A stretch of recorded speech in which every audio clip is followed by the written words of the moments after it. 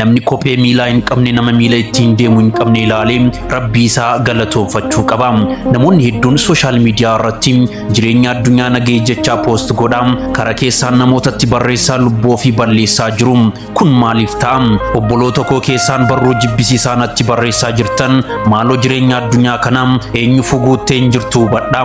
Mana hunda imimmaan rakkoo dhiphina dararaa fi abdii murutu jira. Garuu hundi isaanii rabbii yookiin gooftaa irraa natti dhufe jedhanii haalatti akka waan rabbiin waa godhee fi galata isaaf galchu. Maaliif seeta kan galata galfatan? Isaan caalaa nama takkaa jireenya addunyaa kanaa ijaan hin agarre, nama jiruu isaa guutuu hospitaala ciisu, nama takkaa gammachuu waliin beekne, nama harkaa fi luka hin qabne, nama ijaa fi sammuu waa itti yaadu hin qabne, akkasumas nama jiruu isaa guutuu dhibee garaagaraatiin dararamaa jiru arguun rabbii ofiitiif galata galfatu.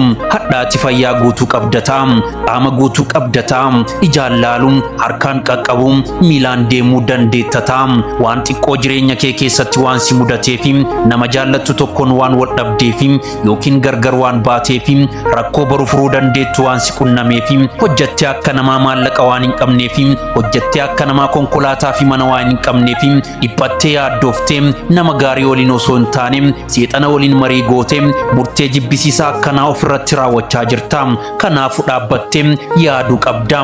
Wanti ati hubachuu qabdu haadhaaf abbaa keetiin alaa murtee jibbisiisaati murteessitee of galaafataa jirtu kanaan namni biraa waan miidhamu sitti hin fakkaatin. Namni hadhaati sababa gootee jireenya kee addunyaa kanaattiin boreessitu boru gammachuun jiraata. Garuu obboloota koo haadhaa fi abbaa keessaniif jecha gocha akkanaa gochuurraa of qusadhaa.